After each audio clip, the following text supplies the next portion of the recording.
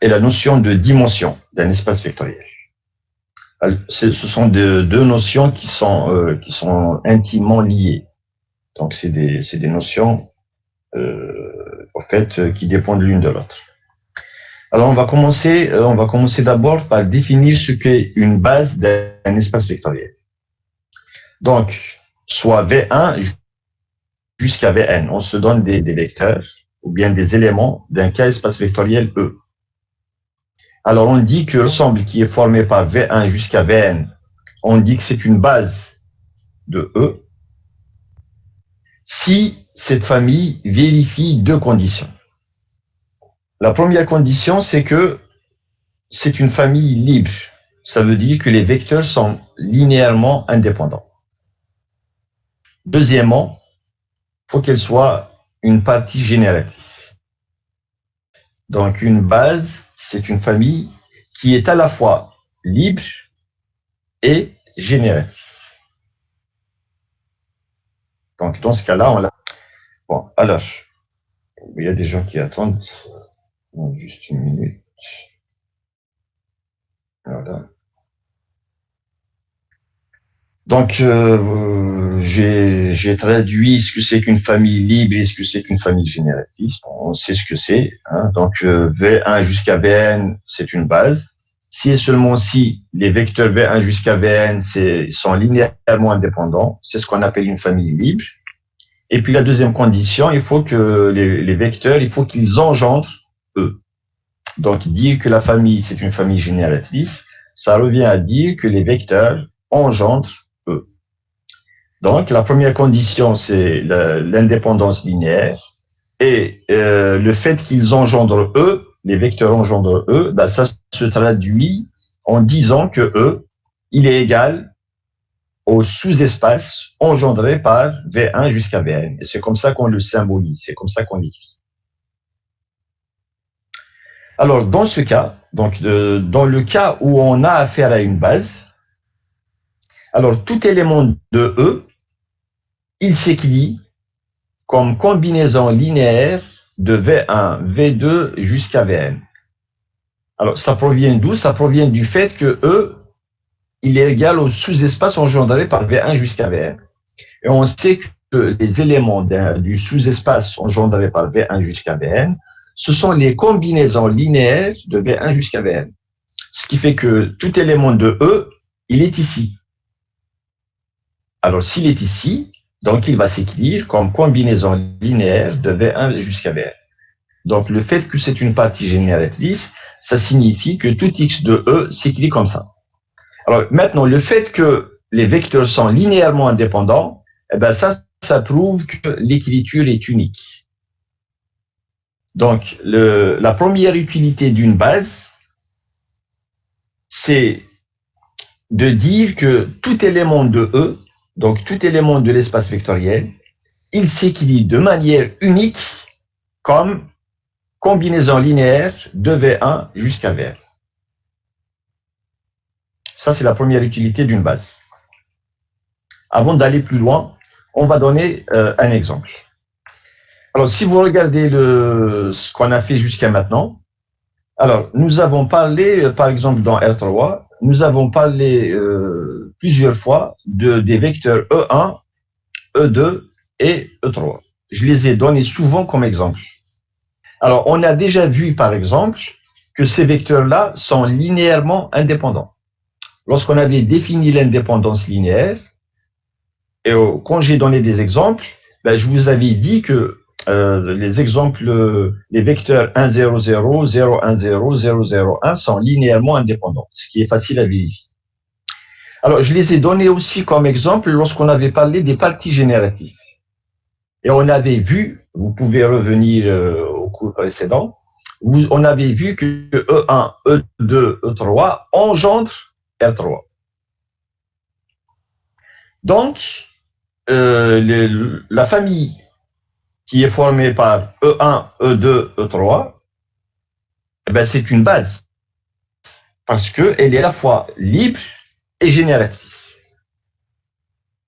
Donc, c'est une base de R3. Et on l'appelle la base canonique de R3. Alors, ce qu'il faut savoir, on va le préciser plus tard. Alors, les bases ne sont pas uniques. Vous prenez un espace vectoriel quelconque, il admet plusieurs bases. Donc, les bases ne sont pas uniques. Alors, parmi toutes les bases d'un espace vectoriel, il y a toujours une qui est plus simple que toutes les autres. Donc, je répète, parce que ça, c'est important. Un espace vectoriel, on va voir qu'il admet toujours une base. N'importe quel espace vectoriel, il a forcément une base. Non seulement il a une base, mais il en a plusieurs. Les bases ne sont pas uniques. Et parmi toutes les bases, il est toujours possible de trouver une base qui est plus simple que les autres bases. Alors, cette base-là qui est plus simple que les autres, on l'appelle canonique. Donc, lorsque vous entendez le mot base canonique, donc il faut comprendre qu'il s'agit de la base la plus simple de l'espace dans lequel vous travaillez. Et donc, la base canonique de R3, ben, c'est celle-là. C'est la base qui est formée par 1, 0, 0, 0, 1, 0 et 0, 0, 1. De manière générale, si on veut généraliser, au lieu de travailler dans R3, on peut travailler dans Rn, n'importe quel n. Par exemple, il y a R4, R5, R6, etc. Donc, dans Rn, ben, c'est quoi la base canonique de Rn? Alors, elle va être formée par E1, E2 jusqu'à En. Remarquez bien ici, quand on prend R3, on a combien de vecteurs? Ben, on a 3, c'est E1, E2 et E3. Donc, si vous êtes dans Rn quelconque, alors la base, elle sera, la base canonique, hein, elle sera formée par donc E1, E2 jusqu'à En. Et comment sont définis les EI? Ben, c'est comme dans le cas de R3. Toutes les composantes sont nulles, sauf une qui est égale à 1. Quand vous prenez E1, ça veut dire que le 1, il est à la première position. E2, le 1, il est à la deuxième position. E3, le 1, il est à la troisième position. Et pour Rn, c'est pareil. Par exemple, E1, toutes les composantes sont nulles. N'oubliez pas que E1, il est dans Rn. Donc, il va avoir n composantes. Eh bien, toutes les composantes sont nulles, sauf une, qui va être égale à 1. Et où est-ce que va se situer le 1? Eh bien, dans le cas de E1, le 1, il est à la première position. Dans le cas de E2, le 1, il est à la deuxième composante, etc. Et dans le cas de En, quand on arrive au dernier vecteur En, donc le 1, il va être à la nème composante. Et donc, cette famille E1, E2, En, eh bien, c'est ce qu'on appelle la base canonique de Rn. Alors, on a donné aussi d'autres exemples d'espaces vectoriels. Par exemple, on a parlé de cet espace. Alors, cet espace-là, c'est ce qu'on appelle les polynômes, l'ensemble des polynômes de degré inférieur ou égal à n. Donc, c'est tous les polynômes dont le degré est plus petit que n. Alors, on a vu aussi que ça, c'est un espace vectoriel. Et c'est quoi une base de cet espace vectoriel? Eh bien, une base, c'est la famille qui est formée par ces polynômes. C'est 1, donc le premier polynôme, c'est le polynôme P de x égale à 1 toujours. Le deuxième polynôme, c'est P de x égale à x, etc. Et le dernier, c'est P de x égale à xn.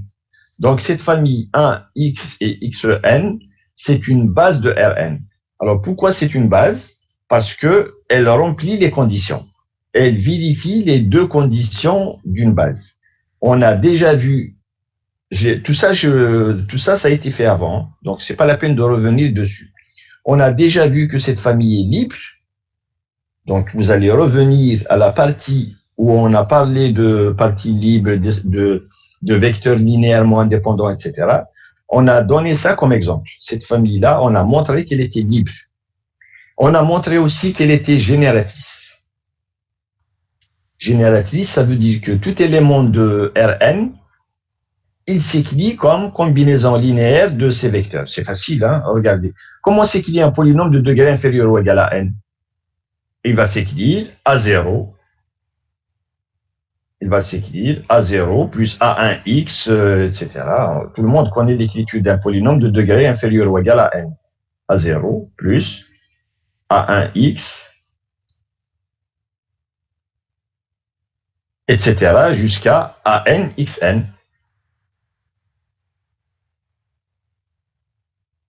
Et donc, si je regarde les polynômes, alors les AN, ce sont les AI, ce sont les coefficients, donc je peux les appeler lambda 1, lambda 2 jusqu'à lambda n, la lambda 0, lambda 1 jusqu'à lambda n. Et puis, les vecteurs ici, V0, V1 jusqu'à Vn, c'est quoi? Ben, ici, V0, c'est 1. Ici, V1, c'est X, etc. Là, c'est Xn. Vn, c'est Xn. Donc, c'est de la forme lambda 0 fois V0, plus lambda 1 fois V1, etc., plus lambda n fois Vn. Ben, ça veut dire que les vecteurs, si j'appelle un V0, celui-là c'est V1 et là c'est Vn, donc V0, V1, etc., Vn, c'est une partie génératrice. Et donc, c'est à la fois une partie génératrice et une partie libre. Ça, c'est la définition de ce qu'on appelle une base. Monsieur, oui. Comment est-ce qu'on peut savoir si elle est canonique ou pas? Alors, ça, c'est moi qui vous le dis. Donc, là, c'est la base canonique. C'est la base la plus simple. Alors, avec un peu d'expérience, vous allez, c'est vous-même qui allez reconnaître qu'est-ce que c'est que la base canonique d'un espace vectoriel. D'abord, il faut vous familiariser avec cette notion de base. Une fois que vous savez reconnaître ce que c'est qu'une base, vous allez voir qu'il y a des moyens rapides de savoir si une base est une base canonique ou non. Donc, donnez-vous un peu de temps. Familiarisez-vous d'abord avec la notion de base. Ensuite, on va voir comment reconnaître s'il s'agit de la base la plus simple ou non. D'accord? Donc, faisons les choses par étapes. D'abord, reconnaissez d'abord ce que c'est qu'une base. Comment montrer qu'une famille est une base. Ça, c'est ça la chose la plus importante. Ensuite, une fois que vous savez comment montrer qu'une famille est une base, vous allez voir, ça c'est très simple, vous allez voir comment reconnaître la base la plus simple. Donc, dans Rn, la base la plus simple, c'est celle-là. Alors, on va voir, par exemple, dans R3, on va donner, dans la série d'exercices, on va donner d'autres bases de R3. Et vous allez voir pourquoi est-ce que la base la plus simple, ça va être égal à celle-là. D'accord? Donc, donnez-moi un peu de temps, je vais vous mettre les bases. Pour l'instant, il faut savoir comment identifier une base. Ça, c'est ça le plus important. Donc, on va faire les choses par étapes. Voilà donc deux exemples de base. On a Rn, on a les polynômes, on a donné pour chacun une base. En fait, j'ai choisi les bases canoniques parce que ce sont les bases les plus simples et la justification, elle va venir plus tard. Alors, il y a un théorème qui est très, très important. Alors, à partir de ce théorème, on va déduire d'autres théorèmes.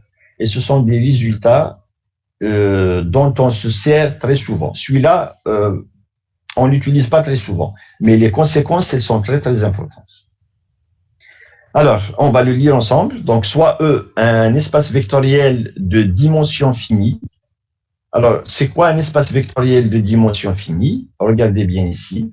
On rappelle qu'un espace vectoriel, il est dit de dimension finie s'il est engendré par une famille finie. Ça veut dire qu'il a une partie génératrice qui est finie. Lorsqu'un espace vectoriel, il a une partie génératrice qui est finie, on dit qu'il est de dimension finie. Je l'ai déjà donné avant, je ne sais plus à quel moment, je ne vais pas perdre du temps. Je vous ai envoyé le cours. À un certain moment, je vous ai parlé d'espace de dimension finie. Donc, ce qu'il faut retenir, c'est que c'est juste un espace vectoriel qui a une partie génératrice qui est finie. Donc, on l'appelle un espace vectoriel de dimension finie. Je reviens au théorème. Donc, soit E, un espace vectoriel de dimension finie. Alors, donc, il a une partie génératrice qui est finie. Je l'appelle G. G, donc, c'est une famille génératrice finie de E. Alors, finie, ça veut dire qu'elle a un nombre d'éléments qui est fini. Son cardinal, il est fini. Ensuite, je vais prendre une partie. Je vais l'appeler L. C'est une partie de G. Donc, dans cette partie génératrice qui est finie, je vais prendre une partie, un sous-ensemble L. Alors maintenant, on va supposer que les éléments de L sont linéairement indépendants. Ça veut dire que la partie L, ou bien la famille L, elle est libre. Donc, regardez bien ce qu'on a. On a G qui est une partie génératrice. Et à l'intérieur de G, je vais prendre une partie qui est libre. Donc, une partie de G dont les éléments sont linéairement indépendants. Donc, c'est une partie de G qui est comme ça. Celle-là, elle est génératrice. Celle-là, elle est libre. Alors, le théorème, il vous dit, alors, il est toujours possible, donc il existe toujours une base de E entre la partie libre et la partie génératrice. C'est pour ça que je vous ai dit, c'est un théorème qui est très très important. Dès que vous avez une partie libre qui est inclue dans une partie génératrice, et ça c'est toujours possible. Ça c'est toujours possible dans n'importe quel espace vectoriel de dimension finie. Il a toujours une partie génératrice, et dans cette partie génératrice, il y a toujours des parties libres. Eh bien, entre L et G, il est toujours possible de trouver une base.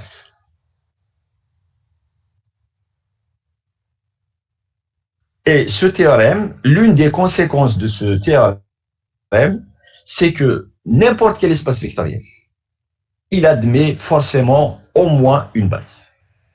Tout espace vectoriel admet une base. Pourquoi? Parce que du moment qu'il a une partie génératrice, et que je peux toujours trouver une partie libre dans cette partie génératrice, eh ben, le théorème, il vous dit à ce moment-là, il y a une base entre L et G.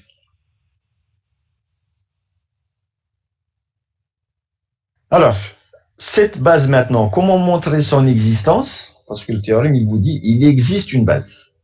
Alors, comment montrer son existence? Ben, c'est en faisant la preuve. Donc, on va essayer de faire la preuve ensemble. Donc, on va considérer grand L. Alors, il ne faut pas le confondre avec le L qui est ici. Hein. Je ne les ai pas écrits de la même manière. Alors, j'ai utilisé le mot G, la lettre G, c'est pour parler de famille génératrice. La lettre L, parce qu'il s'agit d'une famille libre, donc j'ai utilisé L. Et puis base, c'est parce que le mot base commence par B. Donc c'est facile de reconnaître les familles. Quand vous voyez B, donc il s'agit de base. Quand vous voyez L, donc c'est libre, etc. Alors considérons grand L maintenant, parce que grand L, c'est pas la même chose que le L qui est ici. Donc considérons l'ensemble L, ce sont des parties de G qui sont libres et qui contiennent la partie L dont j'ai parlé tout à l'heure. D'accord? Donc, grand L, c'est l'ensemble des parties de G, donc c'est des A, c'est des ensembles qui sont inclus dans G, qui sont libres et qui contiennent grand L. Ça veut dire que L est inclus dans A. Alors, on va voir que à partir de là, on va voir qu'on constitue justement la base. Donc, quel que soit A dans grand L, A est fini. L'ensemble A il est fini. Pourquoi? Parce que A est inclus dans G. Comme G c'est une partie génératrice finie, donc A aussi il est fini. Donc la première chose à dire sur A, c'est qu'il est fini. Alors, ce qu'on va faire, on va s'intéresser aux éléments de L, c'est-à-dire, donc, ce sont des parties de G, qui ont le plus grand nombre d'éléments possibles. D'accord? on va prendre les éléments. Alors, par exemple, là, pour que vous puissiez voir les choses. On va revenir à R3. Je vais revenir à R3. Je vais prendre une partie génératrice. Tout à l'heure, on avait dit que E1, E2, E2, E3, c'est une partie génératrice, puisque c'est la base canonique. Donc, c'est une partie libre et génératrice. Alors, je vais lui rajouter des vecteurs, peu importe. Je lui rajoute, par exemple, je sais pas moi, un vecteur, n'importe lequel. Je vais l'appeler 1, 1, 1, par exemple. Je vais l'appeler E4. Je peux l'appeler E4 ou là comme vous voulez. Je vais rajouter un autre vecteur. Je vais m'arrêter à 5, par exemple. Je vais rajouter un autre vecteur, E5. Je sais pas comment vous voulez qu'on prenne le vecteur. N'importe quoi. 2, moins 4, 7. Vous écrivez ce que vous voulez. Moins 4, 7. Alors, je vais me contenter de ça. Et je vais appeler cette famille-là, je vais l'appeler G. Alors, G, c'est une famille génératrice. Du moment que E1, E2, E3, tout seul, c'est une famille génératrice, eh bien, si je rajoute des vecteurs, ça va rester une famille génératrice. Donc, G, c'est une famille génératrice de R3. Alors maintenant, j'ai envie de prendre une partie libre. Donnez-moi une partie libre de G. Alors, on peut avoir plusieurs parties libres de G. Il y en a plusieurs. Alors, il me semble qu'il y a des gens qui attendent. Non? Alors, on peut prendre plusieurs parties. Par exemple, si je prends le vecteur E1 tout seul, E1, ben ça, c'est une partie de G, parce qu'il est inclus dans G, parce que E1 appartient à G. Et L1 est libre. On a dit qu'une partie qui est formée par un seul vecteur, pour qu'elle soit libre, qu'est-ce qu'il faut comme condition? Le vecteur n'est pas nul. Le vecteur n'est pas nul. Ben, comme E1 n'est pas nul, donc c'est une partie libre. Ben, on peut avoir aussi une autre famille qui n'est pas libre. C'est laquelle? N'importe quel élément, n'importe quel ensemble, un seul vecteur, il est libre. Donc, par exemple, je peux prendre E2, je peux prendre E3, etc. Donc, il y a plusieurs parties qui sont libres.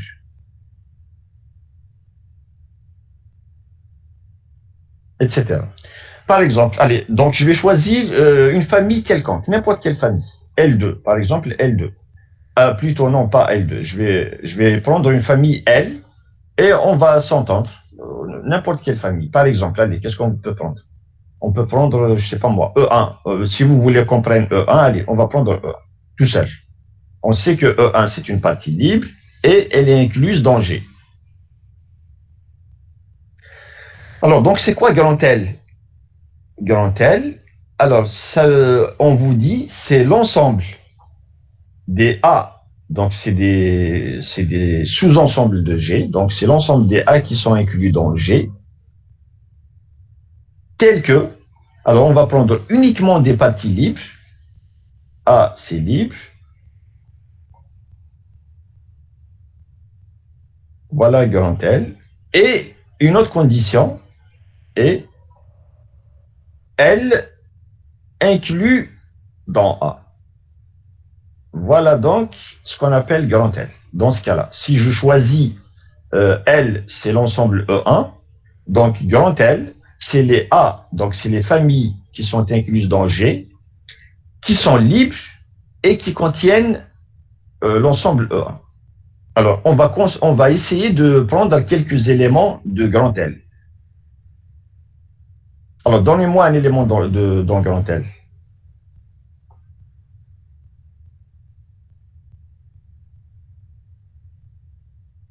Allez. Est-ce que, par exemple, est-ce que le E1 tout seul, est-ce qu'il est dans grand L? Oui. Oui, parce qu'il est libre, cette famille-là, elle est libre, et grand L, plutôt E1, l'ensemble E1, il est inclus dans l'ensemble E1. Donc, celui-là, il est dans grand L. Donnez-moi un autre élément de L. E2. E1, E2. E1, E2, il est libre. L'ensemble E1, E2, il est libre. Parce que c'est facile à voir. Vous échelonnez, vous allez voir que c'est une famille libre. Un autre. E1, E2, E3. E1, E2, E3. Et puis il y en a d'autres. Hein. C'est pas les seuls. E1, E2, E3. Par exemple aussi. Alors il faut prendre n'importe quelle famille qui contient E1 et qui est libre. Donc une autre famille, par exemple si vous prenez E1 et E4, aussi c'est libre. E1 et E4, c'est une famille libre qui contient E1. E1, E5 aussi. Il y en a d'autres. Hein. E1, E2, E5, ça marche. Allez, je vais l'étudier. Et puis je vais m'arrêter ici. Il y en a d'autres. Hein. Donc, par exemple, si vous prenez E1, E2, avec E5 ou la E4, c'est aussi une partie libre qui contient E1. Donc, etc. Il y en a plusieurs. Alors, que vous dit la preuve du théorème? Alors, elle vous dit, regardez ce qu'elle vous dit dans un premier temps. Alors, on vous dit, intéressons-nous, donc on va s'intéresser aux éléments de L qui ont le plus grand nombre d'éléments possibles. Alors, si je reviens à l'exemple, alors, est-ce que je vais m'intéresser à E1? Non, parce que le nombre d'éléments de E1, c'est combien? C'est 1. Ben, déjà, à côté, il y a un ensemble qui a 2 éléments. Donc, celui-là, ça ne m'intéresse pas. J'ai envie d'avoir les parties qui ont le plus grand nombre d'éléments possible. Donc, ça ne m'intéresse pas. Ça ne m'intéresse pas non plus. Pourquoi? Parce qu'il y a un élément ici, il y a une partie qui a un nombre d'éléments plus grand que celui-là. Donc, ça aussi, je m'intéresse. Donc, je ne m'intéresse pas à ça. Je ne m'intéresse pas à ça. Alors maintenant, je vais regarder, est-ce qu'il y a des parties qui ont plus de 3 éléments? Alors, en fait, si vous voulez constituer, c'est-à-dire trouver tous les éléments de cet ensemble, vous allez voir qu'on ne peut pas avoir plus de 3 éléments. C'est impossible. Vous allez voir pourquoi tout à l'heure. On ne peut pas avoir plus de 3 éléments. Donc, celui-là, ça m'intéresse. Celui-là, je le garde. Il a 3 éléments et on ne peut pas trouver une partie qui a plus de 3 éléments. Donc, celui-là, ça m'intéresse. Est-ce que celui-là va m'intéresser aussi? Oui, parce qu'on ne peut pas trouver un ensemble qui a plus de 3 éléments. Donc, celui-là aussi, ça m'intéresse. Et puis, il y en a d'autres, hein, il y en a plusieurs. Donc, ce qu'on va faire dans le théorème, dans la preuve, on va s'intéresser uniquement aux parties qui ont le plus grand nombre d'éléments possibles. Alors, ce plus grand nombre d'éléments, je vais l'appeler N. Dans le cas de R3, dans l'ensemble dans lequel j'ai pris cet exemple, ce N, il va être égal à combien? 3. Il va être égal à 3. D'accord? Donc, on va s'intéresser aux parties, donc aux éléments de grand L, qui ont le plus grand nombre d'éléments possibles. Donc, soit B, je vais prendre B, l'une de ces parties. Donc, dans l'exemple qu'on a choisi, B, ça peut être ça.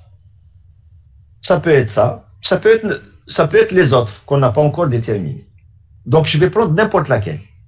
Et je vais l'appeler B, grand B. Alors, donc, posons B égale, donc ces éléments, puisqu'elle contient N éléments, donc ces éléments, c'est V1, V2 jusqu'à Vn. Et on va montrer à ce moment-là que B, c'est forcément une base de E. Donc, si je reviens à mon exemple, ben, ça signifie que cette partie-là, ça va être une base, que cette partie-là, ça va être une base. Si je prends une autre partie qui a 3 éléments, elle-même va être une base. Et donc, la première conséquence qu'on va tirer, c'est que les bases ne sont pas uniques. Donc, dans cet exemple, toutes les parties qui ont 3 éléments, ça va être une base. Donc, on n'a pas unicité d'une base, il y en a plusieurs. Alors, comment montrer que B est une base? Alors, si je reviens à la définition, il faut montrer qu'elle est libre et génératrice. Ben, le fait qu'elle soit libre, c'est par construction. c'est quoi les éléments de grand L? On a choisi uniquement les éléments qui sont libres, les familles qui sont libres. Donc le fait qu'elles soient libres, c'est par construction. Donc par construction, B, c'est une partie libre. Et donc, pour qu'elle soit une base, il suffit de montrer que B, c'est une partie génératrice de E. Alors, comme E, il est engendré par G, c'est l'hypothèse ici, G, c'est une partie génératrice. Donc E, il est engendré par G. Alors, il suffit de montrer que tout élément de G est combinaison linéaire d'éléments de B. Donc, pour montrer que E est engendré par B, il suffit de montrer que tout élément de E est une combinaison linéaire des éléments de B. Pardon. Et pour montrer que tout élément de E est une combinaison linéaire des éléments de B, il suffit de montrer que tout élément de G est combinaison linéaire des éléments de B. Je ne sais pas si vous avez compris ce que j'ai envie de dire, sinon je vous explique. Alors regardez bien ce que j'ai envie de faire. Ça c'est de manière générale. On a G qui engendre, par exemple G, ces éléments c'est quoi? C'est U1, par exemple, c'est U1, U2, etc. jusqu'à U indice quelque chose, U indice M. C'est une partie qui est finie. Et les éléments de B, on les a notés B1 jusqu'à Bn. Plutôt V1 jusqu'à Vn.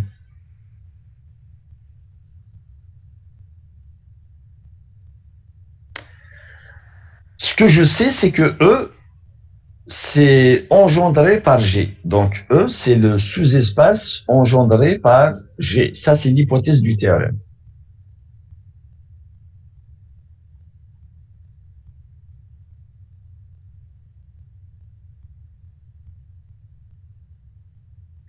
Alors, le fait que E soit engendré par G, ça signifie, par définition, que tout élément de E, quel que soit X dans E,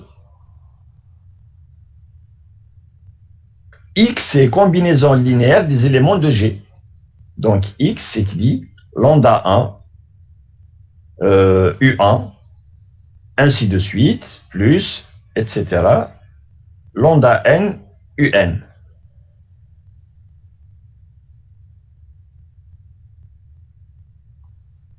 Alors, ce que j'ai écrit dans le théorème, c'est la chose suivante. Si chaque UI, chaque élément de G, donc quel que soit I, entre 1 et N,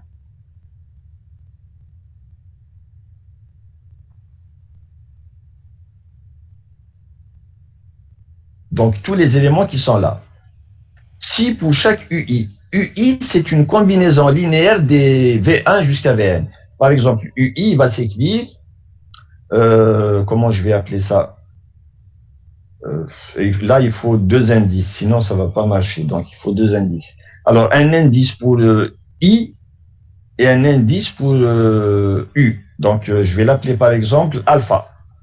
Alors, je vais l'appeler comme ça. Alpha 1, I. Allez. Alors, le 1, c'est pour dire qu'il est associé à V1. Ensuite, alpha 2, V2. Alpha 2, V2. Plus, ainsi de suite, alpha n, Vn. Je suppose que chaque UI, c'est une combinaison des VI. Alors, comme pour dire maintenant qu'il s'agit de UI, je vais rajouter ici I.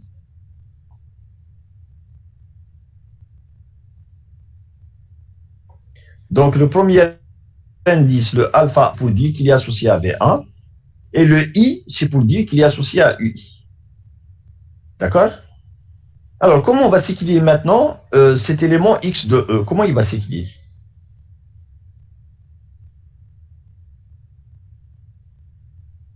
Ben, il va s'écrire comme ça. X, c'est... là, je vais descendre en bas. Donc, le X, il va s'écrire lambda 1 fois U1. Alors, c'est quoi U1? U1, c'est alpha 1 V1 plus, ainsi de suite,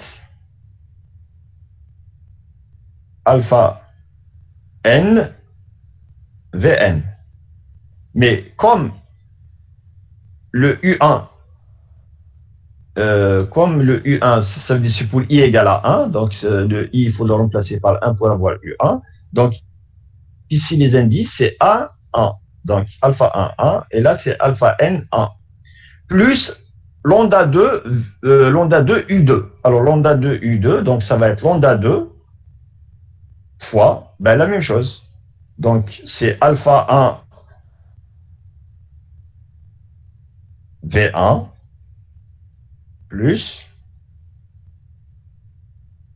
alpha N Vn. Mais ce n'est pas les mêmes alpha I. Et donc, pour les différencier, parce qu'ici, il s'agit de U2, donc je vais rajouter 2. Pour U2, je rajoute 2. Ainsi de suite. Le dernier, c'est lambda N UN. Alors, comment on va s'écrire lambda N UN? Lambda N, je le garde. Je remplace I par N et j'écris ceci.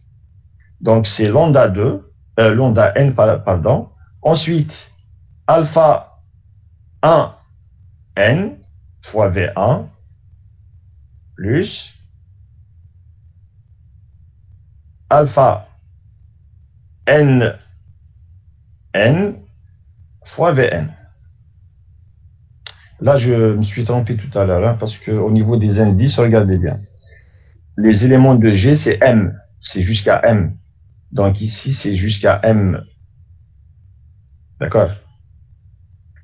Donc, au fait, c'est alpha M.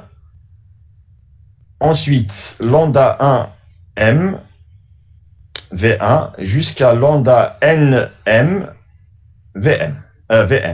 Parce que les éléments de B, c'est de V1 jusqu'à Vn. C'est pas le même indice. Donc, voilà ce qu'on a. Alors maintenant, si je prends V1, il va être facteur d'un certain coefficient ici. C'est quoi le facteur de V1 si je le mets en facteur? C'est lambda 1 fois alpha 1, 1, plus lambda 2 fois alpha 1, 2, etc. Tout ça, c'est le coefficient de V1. Alors, ce scalaire-là, je vais l'appeler par exemple bêta 1. Donc, ça va être égal à bêta 1 fois V1. Ensuite, dans toute cette somme-là, il va y avoir ici V2 et en bas V2. Donc, je vais avoir un certain scalaire que je vais appeler B2 fois V2. Ainsi de suite. Le dernier, ça va être Vn, que je vais prendre en facteur. Et je prends les scalaires qu'on obtient, le coefficient de Vn, je fais la somme et je l'appelle Bn, bêta n. Ça sera bêta n Vn. Et qu'est-ce qu'on vient de montrer?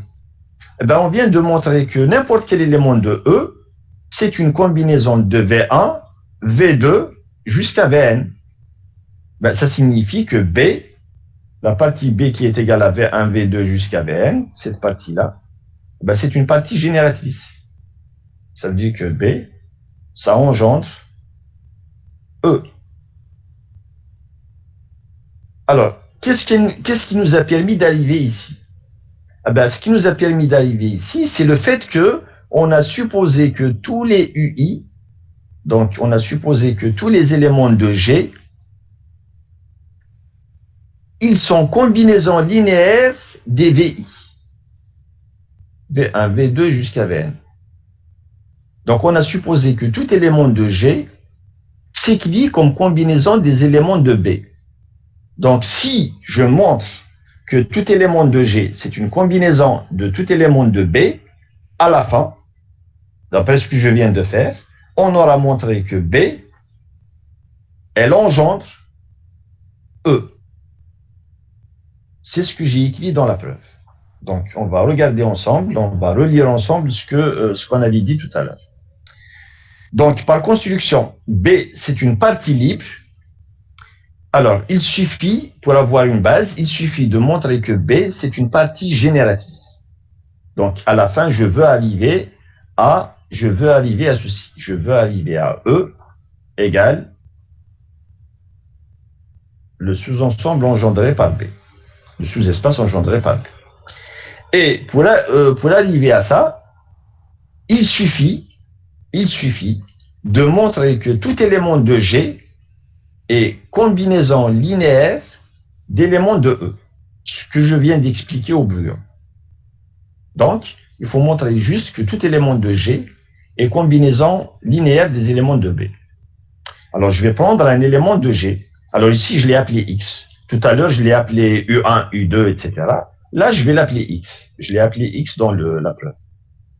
Donc, soit X appartenant à G. Alors, si X c'est dans B, parce qu'on a deux possibilités. Ou bien X, il est dans B. Pourquoi ça? Parce que B est inclus dans G. B, c'est une partie de G. Il ne faut pas qu'on l'oublie. B, c'est une partie de G. Donc, si je prends un élément ici, dans G, il est possible qu'il soit dans B. D'accord? Allez, on va remonter. Je sais qu'il y a beaucoup de choses ici. Et voilà G. G, c'est ça. En exemple, G, c'est E1, E2, E3, E4, E5. Qu'est-ce qu'on a choisi comme L? L, c'est E1. Et si on choisit par exemple B, c'est E1, E2, E3. Je prends un élément de G. Si je prends un élément de G, c'est possible qu'il soit égal à E2 par exemple. Il est possible que ce soit E2. Mais si c'est E2, le E2, on voit qu'il est dans B. Donc, il y a deux cas. Quand on prend un élément de G, il est possible qu'on tombe dans B. Mais par exemple, si je choisis E4, ou la E5, ben E5, il n'est pas dans B. Parce que B, c'est E1, E2, E3. Donc, un élément quelconque de G, il peut être dans B, il peut ne pas être dans B. Donc, il y a deux possibilités. Alors, si X appartient à B, donc là, c'est terminé. Parce que le but, je veux montrer que tout élément de G, c'est une combinaison d'éléments de B. Donc, comment on va s'écrire mon X? Alors, il va s'écrire, c'est 1 fois, donc le X qui est ici, c'est l'un des VI. Par exemple, X, c'est V1. Donc, il va s'écrire 1 fois V1, plus, ben, les autres, c'est des 0. 0 fois V2, ainsi de suite, 0 fois Vn. Et on voit bien que c'est une combinaison de V1 jusqu'à Vn. Donc, si X appartient à B, X, c'est 1 fois X et c'est terminé. Parce que X, il est dans B. Maintenant, si X n'est pas dans B, alors qu'est-ce qu'on va prendre? On va considérer, c'est assez technique comme preuve, on va considérer B', un autre ensemble, qui va être égal à quoi? Ben, ça va être B union X.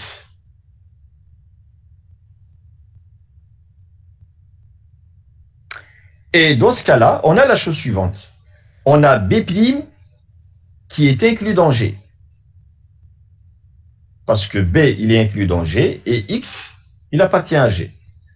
Donc la réunion, elle va être dans G. B' contient plus d'éléments que B. Parce que c'est B union X. Donc B, on lui ajoute un élément. Ce qui fait que le cardinal de B', il est plus grand que le cardinal de B. D'accord? Par suite, B' est lié. Pourquoi B' est forcément lié? Parce qu'on a dit que B', si elle était libre, il va y avoir une contradiction. Si elle était libre, donc B', elle va appartenir à grand L.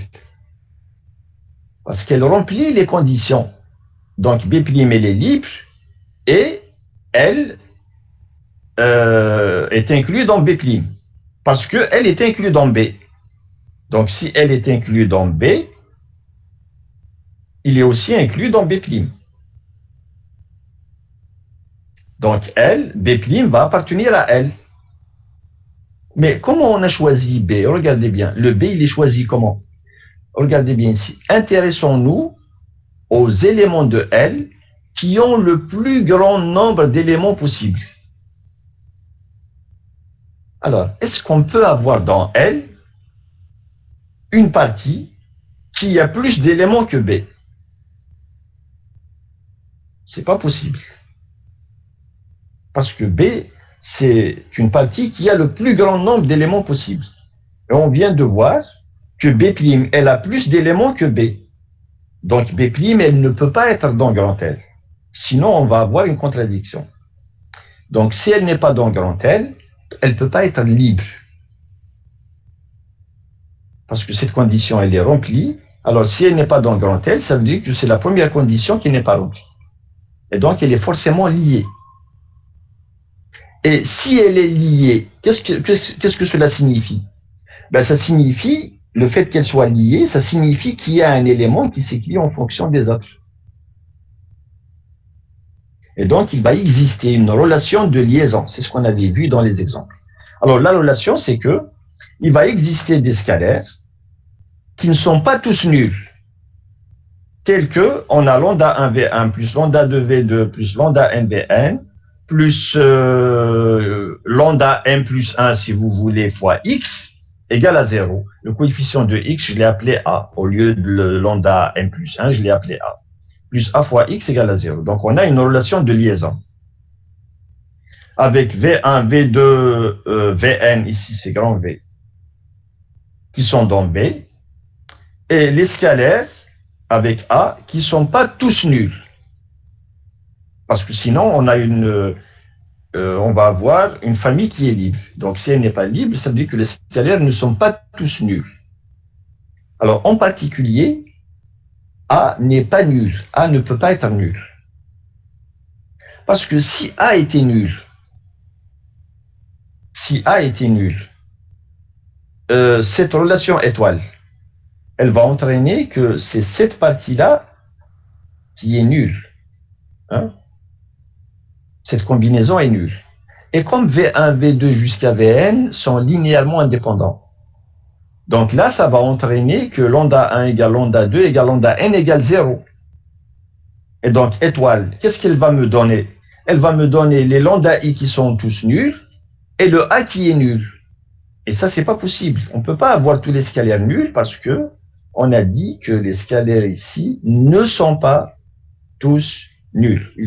Il y a des scalaires qui sont non nuls. Donc, on ne peut pas avoir a égal à 0. Ça, c'est impossible. Ce qui fait que a n'est pas nul. Et si a n'est pas nul, comme on est dans un corps, donc a est inversible. Ben, ce qui fait que x, il peut s'écrire comme ça.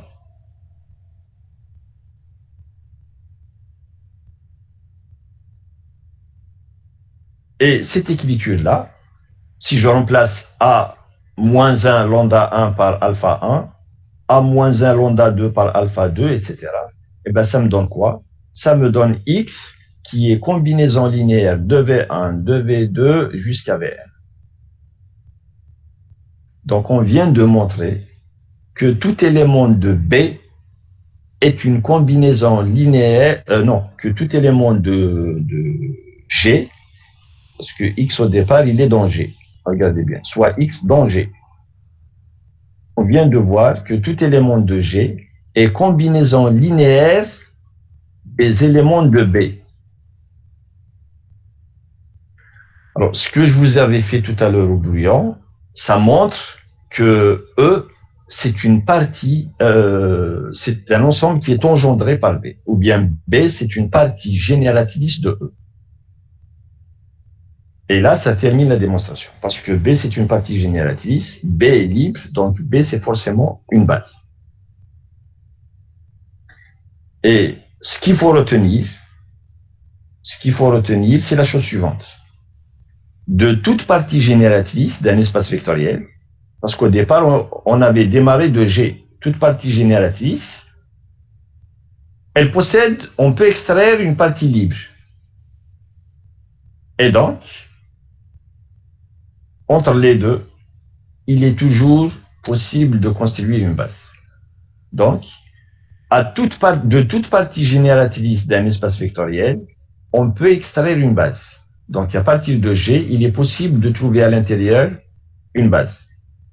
Et en même temps, toute partie libre, donc si je démarre d'une partie libre, eh ben, je peux toujours lui rajouter des vecteurs pour avoir une base. Donc, à toute partie libre, toute partie libre peut être complétée, donc on peut lui ajouter des vecteurs pour avoir une base. Et ça, c'est quelque chose dont on va se servir toujours dans le cas pratique.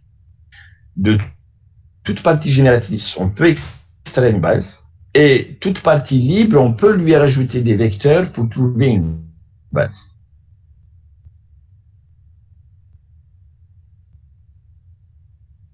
Premier résultat, premier corollaire. Alors, j'ai pas encore écrit les preuves, mais je vais les écrire. Avant de vous envoyer le cours, je vais compléter chaque théorème par sa preuve, et puis je vais vous l'envoyer. Donc maintenant, on va juste exploiter les conséquences. Alors, la première conséquence, donc, c'est ce que je viens de dire ici. Alors, je la répète parce que c'est important. Toute partie génératrice, on peut trouver dans toute partie génératrice, il y a au moins une base. Et toute partie libre, on peut toujours la compléter. Donc, on peut toujours lui rajouter des vecteurs pour avoir une base.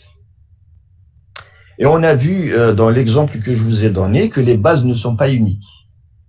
Dans la construction qu'on avait faite tout à l'heure, dans l'ensemble grand L,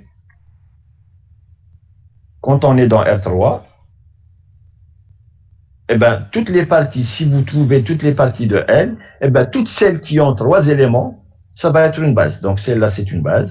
Celle-là, c'est une base. Et puis, toutes les autres qu'on n'a pas encore déterminées vont être des bases. Donc, les bases ne sont pas uniques. Il y en a plusieurs. Mais, si vous remarquez, le nombre maximal d'éléments d'une base, quand on est dans R3, c'est quoi? C'est 3. Alors, ici, c'est 3. Ici, c'est 3, etc. Donc, la première conséquence, c'est que les bases ne sont pas uniques, mais ce qui est unique, c'est le cardinal, c'est le nombre d'éléments de chaque base. Le nombre d'éléments, c'est toujours le même. Dans R3, n'importe quelle base, elle va avoir toujours 3 éléments. Pas plus, ni moins. Alors, premier résultat, tout espace vectoriel de dimension finie, ça veut dire qui est engendré par une partie finie, admet une base. Ça, c'est une conséquence. C'est le résultat du théorème d'avant. On a dit que un ensemble qui est de dimension finie, un espace qui est de dimension finie, il a une partie génératrice, et dès qu'on a une partie génératrice, on sait qu'à l'intérieur, il y a forcément une base. Et donc, n'importe quel espace vectoriel de dimension finie admet une base. Alors, comme ce qu'on va faire en première année, c'est que des espaces vectoriels de dimension finie, donc, je me suis contenté des espaces vectoriels de dimension finie. Alors, en fait, ce théorème, il se généralise aussi aux espaces vectoriels de dimension infinie. Mais la preuve, elle est beaucoup plus difficile. Ça utilise des notions que vous ne connaissez pas. C'est pour ça que ce n'est pas dans le programme de la première année. Mais il faut savoir que même les espaces qui sont de dimension infinie, ils ont aussi des bases. Donc, ce qu'il faut retenir, c'est que n'importe quel espace vectoriel admet des bases. Alors, une base, ça c'est le résultat 2, une base, c'est une partie, alors je vais commencer par le 2. C'est une partie libre maximale. C'est ce qu'on a dit. Par exemple ici, pourquoi j'ai dit je vais choisir des parties libres qui contiennent L, donc qui contiennent E1, et je vais prendre je vais les prendre toutes. Alors, si vous faites les calculs, ben vous allez voir que celles qui ont le plus grand nombre d'éléments possible, c'est les parties qui ont 3 éléments, pas plus. Ce qui fait qu'une base, c'est quoi? C'est une partie libre maximale. Alors, maximale, c'est par rapport au nombre d'éléments, qui a le nombre d'éléments le plus grand possible. Donc, c'est ce qu'on vient de voir. C'est une partie libre maximale. Et c'est aussi une partie génératrice minimale. Ça se démontre aussi à partir de la preuve. C'est une conséquence. Donc, le théorème 2, il vous dit, une base, c'est une partie libre maximale. On ne peut pas avoir une partie libre, par exemple dans R3. Dans R3, on ne peut pas avoir une partie qui est libre et qui a, par exemple, 4 éléments. C'est impossible. Donc, une base, c'est une partie libre maximale. Dans R3, par exemple, plus de 4 éléments, c'est impossible. Les parties libres maximales dans R3, c'est toujours 3 éléments. On ne peut pas avoir plus. Et c'est une partie génératrice minimale. Ça veut dire que si on a une partie génératrice dans R3, comme on a montré qu'une base dans R3, elle a 3 éléments, eh ben, n'importe quelle partie génératrice, elle ne peut pas avoir moins de 3 éléments. Donc une base, c'est une partie génératrice minimale. Ça veut dire qu'il y a au moins 3 éléments. Si on veut qu'elle soit génératrice, il faut qu'elle contienne plus de... Tout ça, c'est des conséquences du théorème. Troisième conséquence, c'est que toutes les bases ont même nombre d'éléments. Dans l'exemple que je vous ai donné dans R3, ben, je vous ai dit, il faut prendre les parties qui sont maximales. Et les parties maximales qui sont libres, elles ont toutes 3 éléments. Et toutes ces parties-là qui ont 3 éléments, ce sont des bases. Donc, toutes les bases ont même nombre d'éléments. Mais ce que j'ai dit oralement, ce n'est pas des preuves rigoureuses. Donc, je vais vous rédiger les preuves comme il se doit, et puis je vais vous les envoyer assez rapidement. Au courant de la semaine, je vais vous les envoyer. Il faut juste me laisser le temps de les rédiger, et puis je vous les envoie. Donc, je récapitule. Corollaire 1. Premier résultat. Tout espace vectoriel de dimension finie admet une base. N'importe quel espace possède une base. Que les bases ne sont pas uniques. Il y a plusieurs bases pour la même espace vectoriel. Alors, qu'est-ce qui est unique au niveau des bases? C'est le nombre d'éléments. Prenez un espace vectoriel, il a plusieurs bases, et bien toutes ces bases-là, elles vont avoir le même nombre d'éléments. Alors, ce nombre d'éléments-là, eh ben, c'est ce qui s'appelle la dimension d'un espace vectoriel. Alors, le titre, c'est base et dimension d'un espace vectoriel. Alors, les bases, on vient de voir ce que c'est. La dimension, maintenant, c'est quoi? Regardez bien. Donc, E, c'est un espace vectoriel de dimension finie. La dimension de E, c'est quoi? Qu'est-ce qu'on appelle la dimension de E? Eh bien, c'est le nombre d'éléments d'une de ces bases. Il y a plusieurs bases. Toutes ont le même nombre d'éléments. Ce nombre d'éléments-là qui est constant, il s'appelle la dimension de l'espace vectoriel. Alors, il y a une convention. La convention, c'est au niveau de l'espace nul. On a dit que 0, l'élément neutre, c'est un espace vectoriel aussi. Alors, comme on ne peut pas parler de base d'un espace nul, parce que le seul élément de cet espace, c'est 0. Et 0 n'est pas libre, ce n'est pas un vecteur libre. En fait, 0, quand je dis 0, c'est 0 de E.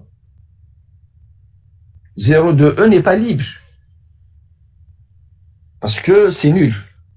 Mais, par convention, donc on convient de dire que la dimension de 0, de l'espace qui est réduit à l'élément neutre, c'est égal à 0. Donc là, c'est une convention. Ça ne provient pas de la définition, c'est une convention. Donc la dimension de l'espace nul, c'est 0. Quand l'espace n'est pas nul, il a des bases. vous prenez une base quelconque, vous comptez son nombre, ce nombre d'éléments-là, il est égal à la dimension. Donc, si vous regardez les exemples de tout à l'heure, c'est quoi la dimension de R3? C'est 3, parce qu'on avait dit que E1, E2, E3, c'est une base. Les polynômes de degré inférieur ou égal à n, c'est quoi la base qu'on avait donnée tout à l'heure comme base canonique? Regardez, Rn, on avait dit que ça c'est une base, et c'est la base canonique. Si vous comptez le nombre d'éléments, c'est combien? Alors le x, on peut le considérer comme, le 1, on peut le considérer comme x à la puissance 0. Donc c'est x à la puissance 0, x à la puissance 1, x à la puissance n. Il y a combien d'éléments ici? 1 plus 1. Il y a n plus 1. Donc la dimension de l'espace des polynômes de degré inférieur ou égal à n, il est égal à n plus 1. Et la dimension de Rn, c'est comme R3, la dimension de Rn, il est égal à n. Donc n'importe quelle base de Rn, elle doit avoir n éléments. Bon, il est 9 heures, donc je m'arrête ici. S'il y a des questions, vous les posez.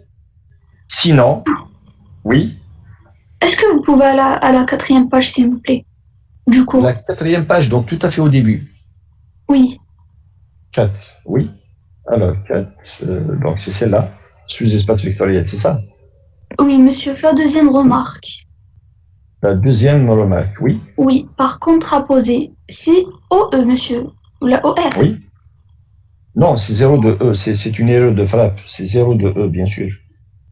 Bah, la contraposée, c'est quoi? C'est P, implique, quand vous avez P implique Q, la contraposée, c'est non Q, implique non P. C'est ça la contraposée. D'accord, merci. Donc c'est une erreur de frappe. Regardez bien le E. Si F est un sous-espace de E, alors 0 de E appartient à F. Donc la contraposée, c'est la négation de ça. 0 de E n'appartient pas à F. Donc moi j'ai utilisé... attendez.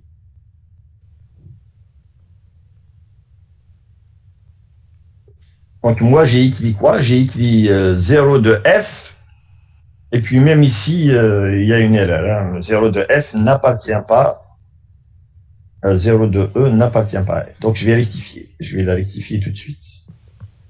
Alors si vous remarquez des erreurs, pas hésiter à me les signaler, bien sûr. Je vous ai envoyé un mail, monsieur.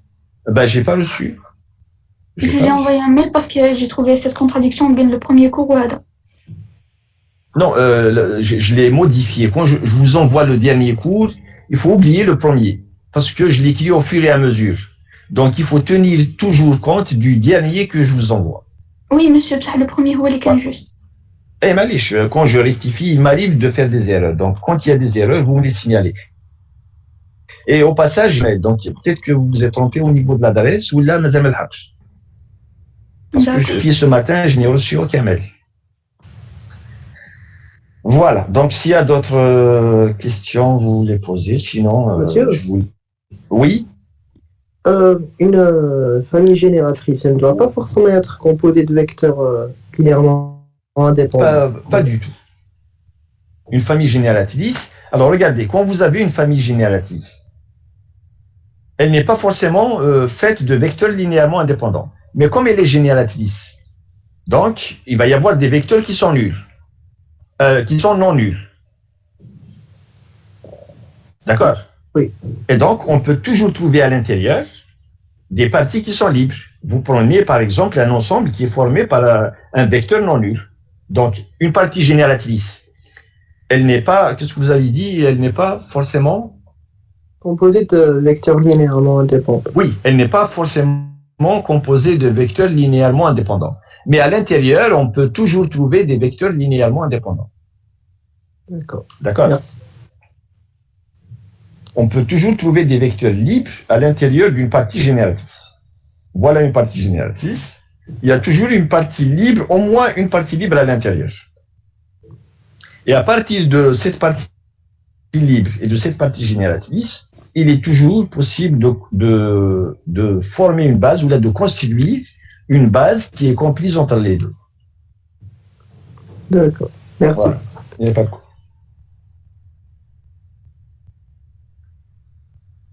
Bon, donc si on se voit tout à l'heure. Allez.